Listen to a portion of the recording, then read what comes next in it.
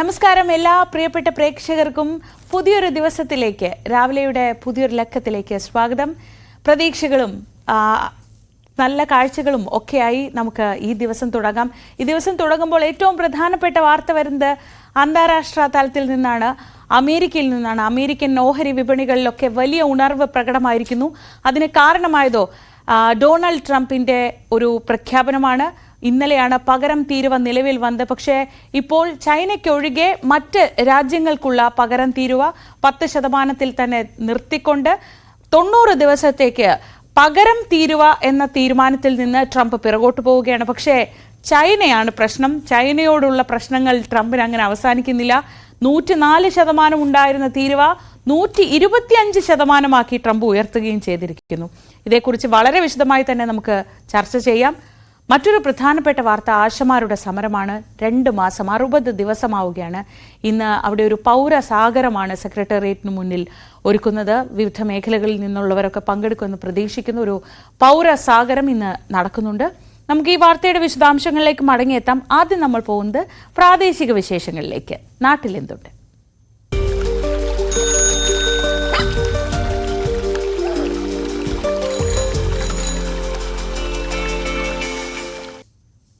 ഇന്നിപ്പോൾ 10-ാം തീയതി. ഇനി വിഷുവിന് ആകെ 4 ദിവസമേ ഉള്ളൂ. അപ്പോൾ തന്നെ നാട്ടിൽ എല്ലായിടത്തും വിഷുവിനുള്ള ഒരുക്കങ്ങളൊക്കെയായി. കളർഫുൾ വെറൈറ്റി പടക്കങ്ങൾ വിപണിയിൽ എത്തിയിട്ടുണ്ട്. അതേസമയം ഓൺലൈൻ പടക്ക കച്ചവടം അവർക്കൊക്കെ പ്രതിസന്ധിയാവുന്നു എന്നാണ് വ്യാപാരികൾ പറയുന്നത്.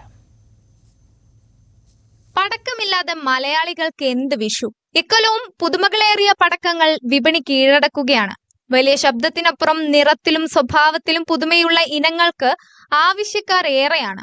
കമ്പിത്തിരിക്കും മേശപ്പൂവിനും നിലച്ചക്രത്തിനും തന്നെയാണ് ഡിമാൻഡ്. പാക്കറ്റിന് 10 രൂപ മുതൽ 500 വരെയുള്ള കമ്പിത്തിരികൾ എത്തിയിട്ടുണ്ട്. പഴയ കാലത്തിനെ അപേക്ഷിച്ച് പൊട്ടുന്ന പടക്കങ്ങൾക്ക് കച്ചവടം കുറവാണ്. കൂടുതലും ചൈനീസ് പടക്കങ്ങളാണ് വിറ്റഴിക്കുന്നത്.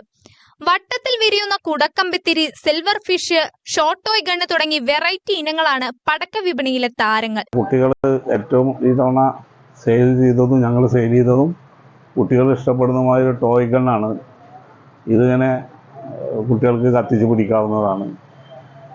ഇതിൽ നിന്നിങ്ങനെ ഉണ്ട പോകുന്നത് പോലെ ബോർഡുകൾ പോയിക്കൊണ്ടിരിക്കും. അങ്ങനെ പല മോഡലുകളും ഇക്കുറി ഇറങ്ങിയിട്ടുണ്ട്. കഴിഞ്ഞ വർഷത്തേക്കാൾ മിക്ക ഇനങ്ങൾക്കും വില കൂടിയിട്ടുണ്ട്. നിയമങ്ങൾ ലംഘിച്ചു നടക്കുന്ന ഓൺലൈൻ പടക്ക കച്ചവടം പ്രതിസന്ധി സൃഷ്ടിക്കുന്നതായും വ്യാപാരികൾ പറഞ്ഞു. യാതൊരു കടലാസുമില്ലാതെ ഓൺലൈൻ വ്യാപാരം നടക്കുകയാണ്. അതിനെതിരെ സർക്കാരിൻ്റെ ഭാഗത്തുനിന്ന് നല്ല ഇടപെടൽ നടന്നുകൊണ്ടിരിക്കുന്നുണ്ട്. എന്നാലും ചില മേഖലകളിലെല്ലാം ഓൺലൈൻ കച്ചവടം നടക്കുന്നുണ്ട്. വളരെ അപകടകരമായൊരവസ്ഥയാണ്. ഓൺലൈൻ കിറ്റുകൾക്കിടയിലൂടെ ഈ പടക്കം കൊണ്ടുവന്നിട്ട് വിൽപ്പന നടക്കുന്ന അവസ്ഥയിലേക്ക് പോകുന്നത് ഗൗരവമായിട്ട് കാണേണ്ടതുണ്ട്. കനത്ത ചൂടും മുൻവർഷങ്ങളിലെ അപകടങ്ങളും കണക്കിലെടുത്ത് പടക്ക വിപണിയിൽ നിയന്ത്രണങ്ങളും ഏർപ്പെടുത്തിയിട്ടുണ്ട്. വഴിയോര പടക്ക വിപണികൾ ഇത്തവണ കുറവാണ്. വിഷു അടുക്കുംതോറും പടക്ക വിപണികളിൽ ഇനിയും തിരക്കേറും. ന്യൂസ് 18 പട്ടാമ്പി. കാസർകോട്ടെ ക്ഷേത്രങ്ങളിലെ പല കാഴ്ചകൾ നമ്മൾ പല ദിവസങ്ങളിലായി പ്രേക്ഷകർക്ക് മുന്നിലേക്ക് എത്തിച്ചിട്ടുണ്ട്. പ്രത്യേകിച്ച് ഈ പൂരോത്സവമൊക്കെ തുടങ്ങിയതോടുകൂടി അവിടെ വലിയ രീതിയിലുള്ള ആഘോഷം പലയിടത്തും നടക്കുന്നുണ്ട്. പക്ഷേ അവിടെ ഒന്നും കാണാത്ത ഒരു വ്യത്യസ്ത രീതിയിലുള്ള കറിവെപ്പിനെ കുറിച്ചാണ് ഇനി. ക്ഷേത്രോത്സവവും കറിയും കൂടെ എന്താണ് ബന്ധമെന്ന് സംശയിക്കേണ്ട. ഇതൊരു ഉത്സവ സ്പെഷ്യൽ കറിയാണ്. തീയിൽ ചൂടാക്കി പഴുപ്പിച്ച ഇരുമ്പും മൺപാത്രവും തിളയ്ക്കുന്ന ചെമ്പ് പാത്രത്തിലേക്ക് ഇറക്കിയാണ് ഈ കറി തയ്യാറാക്കുന്നത്. പൂരോത്സവത്തിന്റെ ഭാഗമായി കാസർകോട്ടെ ചില ക്ഷേത്രങ്ങളിലാണ് ഇങ്ങനെ വ്യത്യസ്തമായി കറി തയ്യാറാക്കുന്നത്. ഔഷധ ഗുണമുള്ള ഉള്ളിക്കറി തയ്യാറാക്കി ഭക്ഷണമൊരുക്കൽ പൂരക്കളി നടക്കുന്ന ക്ഷേത്രങ്ങളിൽ പ്രധാനമാണ്. ഇത്തരത്തിൽ കറി തയ്യാറാക്കുന്നതിലെ സവിശേഷതയാണ് ആരെയും ആകർഷിക്കുന്നത്. നീലേശ്വരം നാഗച്ചേരി ഭഗവതി സ്ഥാനത്ത് ഉള്ളിക്കറി തയ്യാറാക്കുന്നതിന്റെ ദൃശ്യങ്ങളാണിത്.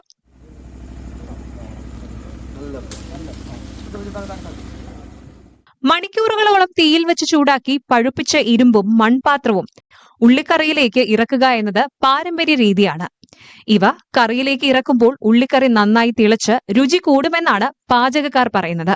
അതായത് ഉള്ളിക്കറിയിലേക്ക് ചട്ടി വെക്കുന്നത് വെച്ചാൽ ഇത് തിളക്കൂല. തിളക്കൂന്ന് വെച്ചാൽ എത്ര കത്തിച്ചാലും അടിക്ക് പിടിക്കുന്നില്ല. തിളക്കുന്ന ചേട്ടൻ നന്ന കുറവാണ്. ഓരോ വിദ്യാന്മാർ തിളക്കെന്ന് പറയും, എന്നാലും തിളക്കൂല. അതിന് അടുപ്പിൽ ഈ ചെമ്പ് പാത്രം തീമാക്കുമ്പോൾ തന്നെ ഒരു ഇരുമ്പ് തണ്ടോ അതേപോലെ തന്നെ മങ്ങണോ അത് ഈ അടുപ്പിൻ്റെ അടിയിൽ വെച്ച് അതിൻ്റെ ചുറ്റും കത്തിച്ചിട്ടാണ് ഇതിനെ കൂട്ടുന്നത്. നീലേശ്വരം, ചെറുവത്തൂർ, കയ്യൂർ, പൊടോതുരുത്തി തുടങ്ങിയ സ്ഥലങ്ങളിലെ ക്ഷേത്രങ്ങളിലാണ് ഉള്ളിക്കറി തയ്യാറാക്കുന്നതിൽ ഇത്തരം പാരമ്പര്യ രീതികൾ പിന്തുടരുന്നത്. പൂരോത്സവ കാലത്ത് മാത്രമാണ് ഈ വേറിട്ട രീതിയും. കഞ്ഞിവെള്ളവും അരിപ്പൊടിയും മുതിരയും തേങ്ങാപ്പാലും ചേർത്ത് അതിലേക്ക് വെളുത്തുള്ളി നീര് പിഴിഞ്ഞൊഴിച്ചാണ് കറി തയ്യാറാക്കുന്നത്. ഓരോ പൂരോത്സവവും ഉള്ളിക്കറിയുടെ രുചി കൂടി തലമുറകളിലേക്ക് പകരുകയാണ്. ന്യൂസ് 18 കാസർഗോഡ്. പാലക്കാട് പട്ടാമ്പിയിൽ വയോജനങ്ങൾക്ക് കട്ടിലുകൾ വിതരണം ചെയ്തു. നഗരസഭയിലെ 187 ഗുണഭോക്താക്കൾക്കാണ് സിംഗിൾ കോട്ട് കട്ടിൽ നൽകിയത്. പട്ടാമ്പി നഗരസഭയുടെ നേതൃത്വത്തിലാണ് വയോജനങ്ങൾ, രോഗബാധിതർ, ഒറ്റപ്പെട്ട് കഴിയുന്നവർ തുടങ്ങിയ വിഭാഗങ്ങൾക്ക് കട്ടിലുകൾ നൽകിയത്. 187 ഗുണഭോക്താക്കൾക്ക് കട്ടിൽ ലഭിച്ചു. സാധാരണക്കാരായ വയോജനങ്ങൾക്ക് ഇത് വളരെ ഉപകാരപ്രദമാകുന്നതിൽ യാതൊരു തർക്കവുമില്ല. അവശരായിട്ടുള്ള ആളുകൾക്ക് ഒരു കട്ടിൽ വാങ്ങുന്നതിനൊക്കെ വളരെയധികം ബുദ്ധിമുട്ട് അനുഭവിക്കുന്നവരാണ്. അവരെ കൂടി പരിഗണിച്ചുകൊണ്ടാണ് ഈ നഗരസഭ ഇപ്രാവശ്യം ഇത്തരത്തിലുള്ള പരിപാടികൾ നടത്തുന്നത്. നഗരസഭയുടെ വാർഷിക പദ്ധതിയിൽ ഉൾപ്പെടുത്തി 7,80,000 രൂപ ചെലവഴിച്ചാണ് പദ്ധതി നടപ്പാക്കിയത്. ഒരു കട്ടിലിന് 4,200 രൂപയോളം ചിലവ് വരും. ഗുണമേന്മ കണക്കിലെടുത്താണ് മരം കൊണ്ടുള്ള കട്ടിലുകൾ നിർമ്മിച്ചത്. ഓരോ വാർഡിലെയും തെരഞ്ഞെടുത്ത ഗുണഭോക്താക്കൾക്കാണ് ഇപ്പോൾ കട്ടിലുകൾ നൽകിയത്. ന്യൂസ് 18 പട്ടാമ്പി. തിരുവനന്തപുരം അരുവിക്കര ഡാം സൈറ്റിലെ ജലസംഭരണിയിൽ ഡ്രെഡ്ജിംഗ് തുടങ്ങി. ഡാമിന് ചുറ്റുമുള്ള ആവാസ വ്യവസ്ഥയും സംരക്ഷിച്ചുകൊണ്ട് 1 മില്യൺ ക്യൂബിക് മീറ്റർ ജലം ശേഖരിക്കാനുള്ള സൗകര്യമാണ് ഇപ്പോൾ ഇവിടെ പുതുതായി ഒരുക്കുന്നത്. തലസ്ഥാനത്തെ പ്രധാന ജലസ്രോതസ്സായ അരുവിക്കര ഡാമിലെ റിസർവോയറിൽ എക്കൽ മണ്ണും ചെളിയും പാഴ്ചെടികളും അടിഞ്ഞുകൂടിയിരുന്നു. ഇവ നീക്കി ഡാമിന്റെ സംഭരണശേഷി കൂട്ടാനുള്ള നടപടികളാണ് നടക്കുന്നത്.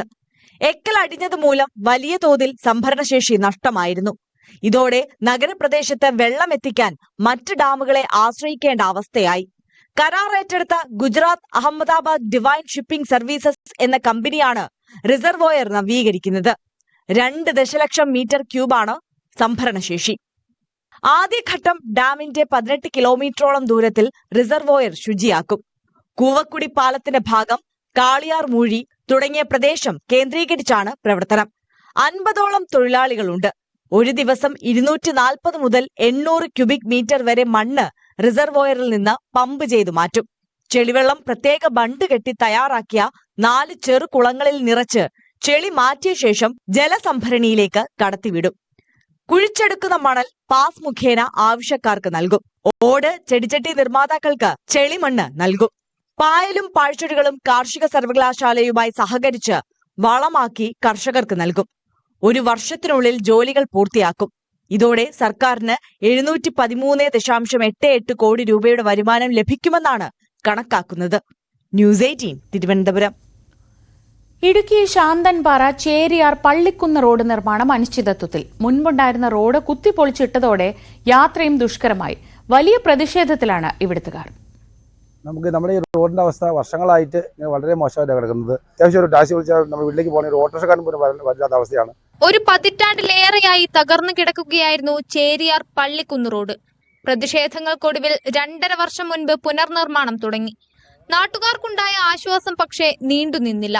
6 മാസത്തിനുള്ളിൽ പണി തീർക്കുമെന്ന് പറഞ്ഞിട്ട് ഇപ്പൊ 2 വർഷമായി. ഇപ്പൊ 2 മാസം മുമ്പ് ആ വേനക്ക് വന്ന് ഒരു കോൺട്രാക്ടർ വന്ന് കുറെ JCB ഒക്കെ ആയിട്ട് വന്ന് ഈ പൊടിയെല്ലാം മാന്തി. കഴിഞ്ഞ 1 മാസക്കാലമായിട്ട് ഞങ്ങൾ ഇപ്പോഴും നിങ്ങൾ പറയും, ഞങ്ങൾക്ക് ഒരു ഉച്ച സമയമായ ഒരു 11 മണി കഴിഞ്ഞാൽ പിന്നെ കാറ്റും പൊടിയും കാരണം കട അടച്ചിരുന്ന പകുതി ബിസിനസ് നടത്താൻ പാടില്ലാത്ത അവസ്ഥയിലേക്ക് ഞങ്ങൾ എത്തിയിരിക്കുന്നു. നിർമ്മാണത്തിന്റെ ഭാഗമായി ഉണ്ടായിരുന്ന റോഡ് മുഴുവൻ കുത്തിപ്പൊളിച്ചിട്ടു. ഗതാഗതം നിലച്ചതോടെ പള്ളിക്കുന്ന് ചേരിയിൽ നിവാസികൾ ഒറ്റപ്പെട്ട അവസ്ഥയിലുമായി. റോഡിൽ അത്യാവശ്യം സ്കൂൾ ബസ് ഉൾപ്പെടെ ഏകദേശം 6-7 സ്കൂളിന്റെ ബസ് ഉൾപ്പെടെ ഓടിക്കൊണ്ടിരുന്ന ഒരു വാഹനവും ഈ റൂട്ടിൽ ഓടാൻ സാധിക്കാത്ത രീതിയിലാണ് ഇതിന്റെ നിർമ്മാണം ഈ കോൺട്രാക്ട് നടത്തിപ്പോയിരുന്നത്. കാൽനട യാത്ര പോലും പറ്റാതായി. മഴയായാൽ ചളിയും വേനലാകുമ്പോൾ പൊടിയും നാട്ടുകാരെ വലയ്ക്കുകയാണ്. വളരെ ധിക്കാരപരമായിട്ടുള്ള ഒരു സമീപനമാണ് ഇവിടുത്തെ നാട്ടുകാരുമായിട്ട് ഈ കോൺട്രാക്ടർക്ക്. എല്ലാ ദിവസവും വന്നു കഴിഞ്ഞാൽ വഴക്കും ബഹളവുമായിട്ട് പോകുമല്ലാതെ ഒരു വർക്കുകളും നേരവേ ചെയ്യുന്നില്ല. അറിയാതെ കണ്ട് വളരെ ആളുകൾ ഇവിടെ വന്ന് ഈ കഴിഞ്ഞ ദിവസം തന്നെ ഒരു പെങ്കൊച്ചി ഇവിടെ വന്ന് ഈ റോഡിൽ വന്ന് ബൈക്കിൽ വന്ന് വീണ് അവർ കൊണ്ട് രാജാക്കാട് പോയി കൈ ഒടിഞ്ഞ് അതിന് കെട്ടി വെച്ചുകൊണ്ടിരിക്കുകയാണ്. ഇത്രയെല്ലാം മോശമായ വളരെ രീതികൾ പല ബുദ്ധിമുട്ടുകളും ഇതിനെ ഉണ്ടായിട്ടുണ്ട്. 4 കിലോമീറ്ററോളം ദൂരമുള്ള റോഡിന് 5 വർഷത്തെ അറ്റകുറ്റപ്പണികൾക്കടക്കമുള്ള ഫണ്ടാണ് അനുവദിച്ചത്. എസ്റ്റിമേറ്റിലില്ലാത്ത കലുങ്ക് നിർമ്മിക്കാനാകില്ലെന്ന് ആരോപിച്ച് കരാറുകാരൻ ആദ്യം നിർമ്മാണം വൈകിപ്പിച്ചു. ഈ പ്രശ്നങ്ങൾ പരിഹരിച്ചപ്പോൾ പള്ളിക്കുന്നിലെ ഉൾപ്പെടെയുള്ള വൈദ്യുത പോസ്റ്റുകളും ശുദ്ധജല വിതരണ പൈപ്പുകളും മാറ്റിയില്ലെന്ന കാരണം പറഞ്ഞ് വീണ്ടും നിർമ്മാണം പ്രതിസന്ധിയിലാക്കി. ജനങ്ങള് സംഘടിച്ചിറങ്ങി കഴിഞ്ഞാൽ വളരെ ബുദ്ധിമുട്ടുണ്ടാകും. അതുകൊണ്ട് ഇതിൻ്റെ കോൺട്രാക്ട് എടുത്ത ആളെ കൊണ്ട് ഇതിൻ്റെ വർക്ക് എത്രയും വേഗം ചെയ്യിച്ച് ഞങ്ങൾക്കിത് സഞ്ചാരയോഗ്യമാക്കി കിട്ടണം. 2 വർഷമായിട്ട് ഞങ്ങൾ ഈ റോഡുമായിട്ട് ബന്ധപ്പെട്ട് ദുരിതം അനുഭവിക്കുകയാണ്. അതിനൊരു പരിഹാരം ഉണ്ടാക്കി തരണമെന്ന് ബന്ധപ്പെട്ടവരോട് ഞങ്ങൾ അപേക്ഷിക്കുകയാണ്. വിവിധ വകുപ്പുകളിൽ തമ്മിലുണ്ടായിരുന്ന തർക്കങ്ങളെല്ലാം പരിഹരിക്കുകയും ചെയ്തതോടെ കഴിഞ്ഞ മാസം ആദ്യം വീണ്ടും റോഡ് നിർമ്മാണം പുനരാരംഭിച്ചു. പള്ളിക്കുന്ന് ടൗണിൽ ഉൾപ്പെടെ റോഡിന്റെ അലൈൻമെന്റിൽ മാറ്റം വരുത്താനായി മണ്ണെടുത്തു മാറ്റി. എന്നാൽ അതിനുശേഷം കരാറുകാരൻ വീണ്ടും പണി നിർത്തിവെച്ചു. ഇതോടെ വലിയ പ്രതിസന്ധിയിലായിരിക്കുകയാണ് നാട്ടുകാർ. ന്യൂസ് 18 ഇടുക്കി. തിരുവനന്തപുരം പൊന്മുടിയിൽ എത്തുന്ന ഇഷ്ടംപോലെ യാത്രക്കാരുണ്ട്. പ്രത്യേകിച്ച് ഈ അവധിക്കാലമൊക്കെ ആവുമ്പോൾ ഒരുപാട് പേർ തിരുവനന്തപുരത്ത് പൊന്മുടിയിലേക്ക് എത്താറുണ്ട്. പക്ഷേ അവിടെ താമസിക്കാനൊക്കെ സൗകര്യം കുറച്ച് കുറവായിരുന്നു. ഇപ്പോൾ ആ പ്രതിസന്ധിക്ക്, ആ പ്രശ്നത്തിനൊരു പരിഹാരമാവുകയാണ്. അവിടെ പുതിയ അതിഥി മന്ദിരം തുറന്നു. മന്ത്രി മുഹമ്മദ് റിയാസ് ഇന്നലെ അതിഥി മന്ദിരത്തിന്റെ ഉദ്ഘാടനം നിർവഹിച്ചു. 4 നിലകളിലായി 22 റൂമുകളാണ് പുതിയ കെട്ടിടത്തിലുള്ളത്. 12 കോടി 27 ലക്ഷം രൂപ ചെലവഴിച്ചാണ് നിർമ്മാണം.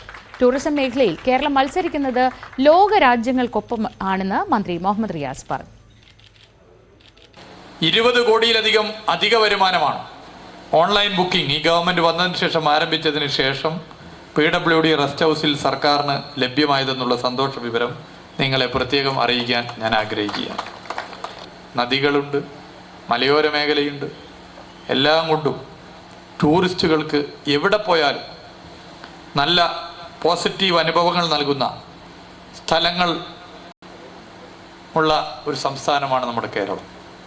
അതുകൊണ്ട് കേരളത്തെ ഒരു പ്രധാനപ്പെട്ട ടൂറിസ്റ്റ് കേന്ദ്രമാക്കി മാറ്റുക എന്നുള്ളതാണ് സർക്കാരിൻ്റെ മുമ്പിലുള്ള ലക്ഷ്യം. എപ്പോഴും നമ്മുടെ വീടുകളിലും നാട്ടിലുമൊക്കെ ഒറ്റപ്പെടൽ അനുഭവിക്കുന്നത് പ്രായമായവരാണ്. അവരെ കൂടി ചേർത്ത് പിടിക്കുമ്പോഴാണ് ഒരു സമൂഹം കുറച്ചുകൂടി മെച്ചപ്പെട്ട രീതിയിലാവുന്നത്.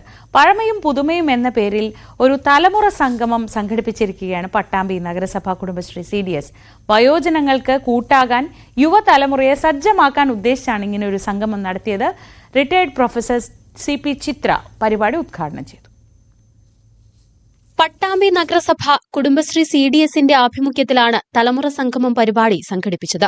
പഴമയും പുതുമയും എന്ന പേരിൽ പട്ടാമ്പി നഗരസഭാ ഹാളിൽ നടന്ന പരിപാടി റിട്ടയർഡ് പ്രൊഫസർ CP ചിത്ര ടീച്ചർ ഉദ്ഘാടനം ചെയ്തു. പുതിയ തലമുറയാണെങ്കിൽ പുതിയ കാലത്തിന്റെ എല്ലാതരം വേഗത്തിലും ഓടുന്നവരും ഈ 2 കൂട്ടരെയും ഒരുമിച്ചിരുത്തിയിട്ട് 2 കാലഘട്ടത്തിന്റെയും അനുഭവങ്ങൾ അന്യോന്യം പങ്കുവെക്കുക എന്നുള്ളത് നമ്മുടെ മുന്നോട്ടുള്ള പോക്കിന് വളരെയേറെ ആവശ്യമായിട്ടുള്ള ഒന്നാണ്.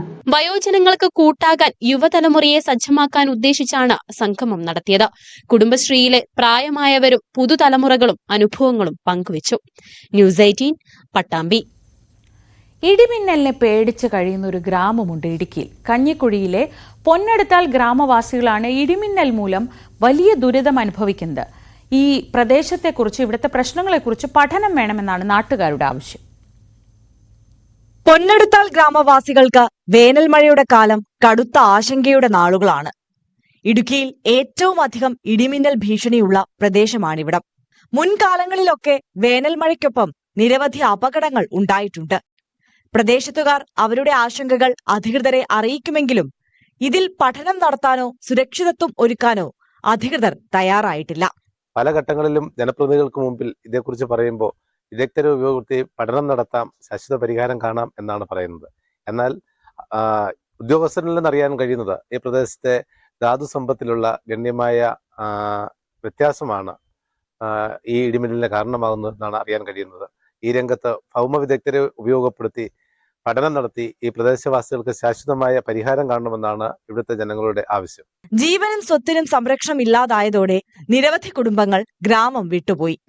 മണ്ണിൽ അലിഞ്ഞു ചേർന്നിട്ടുള്ള കാന്തിക ശേഷിയുള്ള ധാതുക്കളാണ് ഇടിമിന്നൽ കൂടാൻ കാരണമെന്നാണ് നാട്ടുകാർ സംശയിക്കുന്നത്. ഇതിൽ ആധികാരിക പഠനം വേണമെന്നും നാട്ടുകാർ ആവശ്യപ്പെടുന്നു. ന്യൂസ് 18 ഇടുക്കി. സംസ്ഥാനത്ത് ഇന്ന് ശക്തമായ മഴയ്ക്ക് സാധ്യതയുണ്ട്. വിവിധ ജില്ലകളിൽ യെല്ലോ അലർട്ട് പ്രഖ്യാപിച്ചിരിക്കുന്നു. മലപ്പുറം, വയനാട് ജില്ലകളിലാണ് യെല്ലോ അലർട്ട് ഉള്ളത്. ഒറ്റപ്പെട്ട ശക്തമായ മഴയ്ക്കുള്ള സാധ്യത പ്രവചിക്കുന്നുണ്ട്. 24 മണിക്കൂറിൽ 64.5 മില്ലിമീറ്റർ മുതൽ 115.5 മില്ലിമീറ്റർ വരെ മഴ ലഭിക്കുമെന്നാണ് മുന്നറിയിപ്പ്. പാലക്കാട് കുളപ്പുള്ളിയിൽ CITUവിന്റെ ഭീഷണിയെ തുടർന്ന് വ്യാപാരം നിർത്തി സ്ഥാപനം പൂട്ടിയ കടയുടമയ്ക്ക് പിന്തുണയുമായി വ്യാപാരികൾ. ഈ മാസം 22-ന് പാലക്കാട് വ്യാപാരി വ്യവസായി ഏകോപന സമിതി ഈ വിഷയവുമായി ബന്ധപ്പെട്ട് ഹർത്താൽ ആചരിക്കും. ഷൊർണൂർ കുളപ്പുള്ളിയിലെ പ്രകാശ് സ്റ്റീൽസ് ആൻഡ് സിമന്റ്സിലെ തൊഴിൽ തർക്കത്തിൽ കടയുടമയ്ക്ക് പിന്തുണയുമായി വ്യാപാരികൾ. CITUവുമായുള്ള തർക്കത്തെ തുടർന്ന് സ്ഥാപനം പ്രവർത്തനം നിർത്തിയിരുന്നു. 20 വർഷമായി നടത്തിവന്ന സിമന്റ് കച്ചവടമാണ് ജയപ്രകാശ് അവസാനിപ്പിച്ചത്. ജയപ്രകാശിനെ പിന്തുണച്ച് വ്യാപാരികൾ ഈ മാസം 22-ന് ഹർത്താൽ ആചരിക്കും. CITU തൊഴിലാളികൾ ലോഡ് ഇറക്കാൻ അനുവദിക്കാത്തതിനാൽ 20 ലക്ഷം രൂപയുടെ ബാധ്യതയുണ്ടായെന്നും ഇതാണ് സ്ഥാപനം അടയ്ക്കാൻ കാരണമെന്നുമാണ് ഉടമ പറയുന്നത്. ഒരാഴ്ചയായി കട അടഞ്ഞു കിടക്കുകയാണ്. സിമന്റ് ഗോഡൌണിന് ഷട്ടറിട്ട് കടമുറി വാടകയ്ക്കെന്ന ബോർഡും വച്ചു. തൊഴിൽ നിഷേധത്തിനെതിരെയാണ് സമരമെന്നും കട പൂട്ടിയാലും പ്രതിഷേധം തുടരുമെന്നും CITUവും നിലപാടെടുത്തു. 22 ദിവസമായി CITU കുടിൽ കെട്ടി സമരം തുടരുകയാണ്. സിമന്റ് ചാക്കുകൾ കയറ്റിയിറക്കാൻ യന്ത്രം വച്ചതിനെ ചൊല്ലിയാണ് CITUവുമായി തർക്കം തുടങ്ങിയത്. ന്യൂസ് 18 പാലക്കാട്. കരളിൽ അർബുദം ബാധിച്ച യുവാവ് ചികിത്സാ സഹായം തേടുന്നു. പള്ളിച്ചൽ സ്വദേശി ശ്രീകാന്തിനാണ് സുമനസുകളുടെ സഹായം അത്യാവശ്യമായി വേണ്ടത്. 2 തവണ ശസ്ത്രക്രിയയ്ക്ക് വിധേയനായി 42-കാരനെ മൂന്നാമതും അർബുദം പിടികൂടിയിരിക്കുകയാണ്. തിരുവനന്തപുരം പള്ളിച്ചൽ പഞ്ചായത്തിലെ മുക്കം പാലമൂട് അഭയാഭവനിൽ ശ്രീകാന്ത് എന്ന 42-കാരനാണ് സുമനസുകളുടെ സഹായം തേടുന്നത്. 2 വർഷം മുൻപ് വയറുവേദനയെ തുടർന്ന് പരിശോധന നടത്തിയപ്പോഴായിരുന്നു കരളിൽ അർബുദമാണെന്ന് അറിയുന്നത്. തുടർന്ന് തിരുവനന്തപുരം മെഡിക്കൽ കോളേജിൽ 2 ശസ്ത്രക്രിയകൾക്ക് വിധേയനായി. പാൻക്രിയാസിലും ലിവറിലും കണ്ടെത്തിയ മുഴകൾ നീക്കുന്നതിനായിരുന്നു ഇത്. ഡോക്ടർമാർ 10% താഴെ മാത്രം പ്രതീക്ഷ നൽകിക്കൊണ്ട് നടത്തിയ ശസ്ത്രക്രിയ അത്ഭുതകരമായി വിജയിക്കുകയും ശ്രീകാന്ത് ജീവിതത്തിലേക്ക് തിരിച്ചു വരാനും തുടങ്ങി. തുടർ ചികിത്സയുടെ ഭാഗമായി നടത്തിയ പരിശോധനയിലായിരുന്നു ഇപ്പോൾ മൂന്നാമതും അർബുദം ശ്രീകാന്തിനെ പിടികൂടിയിരിക്കുന്നത്. സ്വകാര്യ കമ്പനിയിലെ ജീവനക്കാരനായിരുന്ന ശ്രീകാന്ത് മറ്റുള്ളവരെ ബുദ്ധിമുട്ടിക്കാതെ തന്റെ സമ്പാദ്യങ്ങൾ എല്ലാം നഷ്ടപ്പെടുത്തിക്കൊണ്ടായിരുന്നു അർബുദത്തിനോട് പൊരുതിയത്. എന്നാൽ ജീവൻ നിലനിർത്തണമെങ്കിൽ ഇമ്മ്യൂണൽ തെറാപ്പി മാത്രമേ ചെയ്യാനുള്ളൂ എന്നും ഇതിലേക്കായി ലക്ഷങ്ങൾ ചിലവ് വരുമെന്നും അറിഞ്ഞതോടെയാണ് ശ്രീകാന്ത് സഹായം അഭ്യർത്ഥിക്കുന്നത്. ആകെ അവശേഷിക്കുന്ന വീടും സ്ഥലത്തിന്റെ പ്രമാണവും വായ്പയ്ക്കായി ബാങ്കിൽ പണയം വെച്ചു. കരാർ അടിസ്ഥാനത്തിൽ ജോലി നോക്കി വന്നിരുന്ന ശ്രീകാന്തിന്റെ ഭാര്യ പൂജാലക്ഷ്മിയുടെ തുച്ഛമായ വരുമാനം കൊണ്ടായിരുന്നു കുടുംബം മുന്നോട്ടു പോയത്. എന്നാൽ 2 ലെൻസുകളും തകരാറിലായി ദ്രവിച്ചു തുടങ്ങിയതിനാൽ പൂജയ്ക്കും ഇപ്പോൾ ചികിത്സകൾക്ക് വിധേയയാകാതെ ജോലിക്ക് പോകാൻ കഴിയാത്ത അവസ്ഥയിലാണ്. ഇമ്മ്യൂണോതെറാപ്പി എന്നുള്ളൊരു ഇഞ്ചക്ഷൻ മാത്രമേ ഇനി ചെയ്യാൻ പറ്റുള്ളൂ. മൂന്നാമതൊരു സർജറി പോസിബിൾ അല്ല. ഇനി സർജറി ചെയ്യാൻ പറ്റില്ല. കാരണം ഓൾറെഡി ലെഫ്റ്റ് സൈഡ് കുറേ നമ്മൾ റിമൂവ് ചെയ്ത് കഴിഞ്ഞ് കരളിൻ്റെ ലെഫ്റ്റ് സൈഡ് ഒരുപാട് റിമൂവ് ചെയ്ത് ബാക്കിയുള്ള ഭാഗത്ത് വീണ്ടും ക്യാൻസർ എന്ന് പറയുമ്പോൾ അതിപ്പോൾ കുടലിലോട്ടും വ്യാപിച്ചു എന്നാണ് പറയുന്നത്. ഇനി ഇമ്മ്യൂണോതെറാപ്പി എന്നുള്ളൊരു ഇഞ്ചക്ഷൻ മാത്രമേ ചെയ്യാൻ സാധിക്കുകയുള്ളൂ എന്നാണ് ഡോക്ടർമാർ അറിയിച്ചത്. അത് ഒരു ഇഞ്ചക്ഷന് തന്നെ 2 മുതൽ 3 ലക്ഷം രൂപ വരെ വില വരും. അത് 3 ആഴ്ച കൂടുമ്പം 1 വർഷം വരെ എടുക്കണമെന്നാണ് ഡോക്ടർ പറഞ്ഞിരിക്കുന്നത്. 10ഉം 6ഉം വയസ്സുള്ള 2 പെൺമക്കളാണ് ഇവർക്കുള്ളത്. ദിനം പ്രതി രോഗം മൂർച്ഛിച്ചു വരുന്ന സാഹചര്യത്തിൽ എത്രയും വേഗം ഇമ്മ്യൂണൽ തെറാപ്പി മാത്രമാണ് പോംവഴി. 1 വർഷത്തോളം നീണ്ടു നിൽക്കുന്ന ഈ ചികിത്സയിൽ ഓരോ 21 ദിവസം പിന്നിടുമ്പോഴും എടുക്കേണ്ട ഇഞ്ചക്ഷന്റെ വില 2 മുതൽ 3 ലക്ഷം രൂപ എന്നതാണ് ഈ കുടുംബത്തെ ഇപ്പോൾ അലട്ടുന്നത്. ന്യൂസ് 18 തിരുവനന്തപുരം. കൊച്ചി നഗരത്തിന്റെ സൗന്ദര്യമായ മറൈൻ ഡ്രൈവിനെ വൃത്തിയായി സൂക്ഷിക്കണമെന്ന നിർദ്ദേശവുമായി ഹൈക്കോടതി.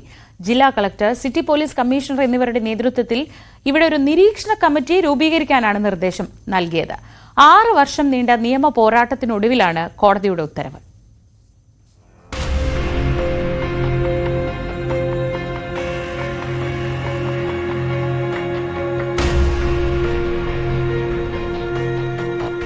കായൽ തീരത്തെ കാറ്റേറ്റ് കായലോരങ്ങളുടെ സൗന്ദര്യം നുകർന്ന മിഴിവേകുന്ന കാഴ്ചകൾ ആസ്വദിക്കാൻ മറൈൻ ഡ്രൈവിലെത്തുന്നവർ നിരവധിയാണ്.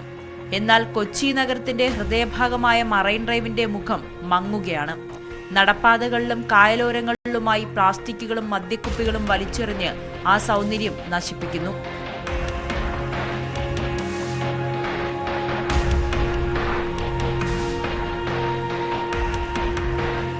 ഫാമിലിയായിട്ട് വന്നിരുന്ന ഒന്ന് ഇരിക്കാനുള്ളൊരു പ്രോപ്പറായിട്ടൊരു സ്പേസ് ഒന്നുമില്ല. മൊത്തം കാക്കകളും തൂറിയായിട്ടിരിക്കുകയാണ്. ഇവിടെ നമ്മൾ നോക്കിക്കഴിഞ്ഞാൽ ഇതിനകത്ത് ഫുൾ പ്ലാസ്റ്റിക്കും കാര്യങ്ങളൊക്കെ കിടക്കുന്നത്. അതിലൂടെ ഇഷ്ടംപോലെ ഡസ്റ്റ്ബിൻ വെച്ചിട്ടുണ്ട്. ആളുകളാരും പ്രോപ്പറായിട്ട് യൂസ് ചെയ്യുന്നില്ല. അതാണ് ഇതിനകത്ത് മെയിൻ പ്രശ്നം. നമ്മൾ തന്നെ ഇത് ചെയ്യണം, എന്നാലേ ഇത് പ്രോപ്പറായിട്ട് ചെയ്യാൻ പറ്റത്തുള്ളൂ.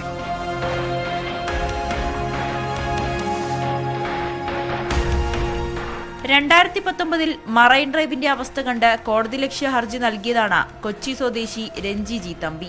6 വർഷം നീണ്ട പോരാട്ടത്തിനൊടുവിലാണ് മറൈൻ ഡ്രൈവ് മോണിറ്ററിംഗ് കമ്മിറ്റി രൂപീകരിക്കാൻ ഹൈക്കോടതി നിർദ്ദേശിച്ചത്.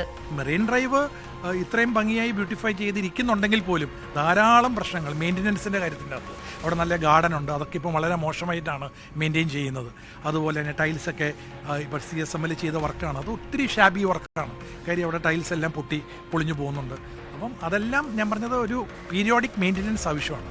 പിന്നെ ഈ കമ്മിറ്റിയോട് ഹൈക്കോടതി പറഞ്ഞിരിക്കുന്ന ഒരു കാര്യം കൂടുണ്ട്, അതായത് 1 വർഷം 2 പ്രാവശ്യം എന്തായാലും മീറ്റ് ചെയ്തിരിക്കണമെന്ന് പറഞ്ഞിട്ടുണ്ട് ഈ കമ്മിറ്റിയോട്. അപ്പോൾ കമ്മിറ്റിയുടെ അതൊരു 4 ആഴ്ചയ്ക്കുള്ളിൽ ചെയ്യാനാണ് പറഞ്ഞിരിക്കുന്നത്. അത് ചെയ്യുമെന്ന് പ്രതീക്ഷിക്കുന്നു. ജില്ലാ കളക്ടർ, സിറ്റി പോലീസ് കമ്മീഷണർ, മലിനീകരണ നിയന്ത്രണ board secretary, GCDA secretary, corporation secretary എന്നിവർ 4 ആഴ്ചയ്ക്കകം യോഗം ചേർന്ന് കമ്മിറ്റിക്ക് രൂപം നൽകണം. പ്രവർത്തനങ്ങൾ ഏകോപിപ്പിക്കാൻ നോഡൽ ഓഫീസർക്കാണ് ചുമതല. ജനങ്ങൾക്ക് പരാതി അറിയിക്കുവാനും സൗകര്യമുണ്ടാകും. ന്യൂസ് 18 കൊച്ചി. മലപ്പുറം കോട്ടക്കലിൽ BNI അഥവാ ബിസിനസ് നെറ്റ്വർക്ക് ഇന്റർനാഷണൽ സംഘടിപ്പിക്കുന്ന ബിസിനസ് എക്സ്പോയ്ക്ക് വെള്ളിയാഴ്ച തുടക്കമാവും. കോട്ടക്കൽ പുത്തൂർ ഗ്രൌണ്ടിൽ നടക്കുന്ന പരിപാടി ജില്ലാ കളക്ടർ BR വിനോദ് IAS ഉദ്ഘാടനം ചെയ്യും. 3 ദിവസമായി നടക്കുന്ന എക്സ്പോയിൽ 200-ൽ പരം വ്യത്യസ്ത സ്റ്റാളുകൾ, ഫാമിലി എന്റർടൈൻമെന്റ് സോണുകൾ, ഫുഡ് കോർട്ടുകൾ എന്നിവ ഒരുക്കിയിട്ടുണ്ട്.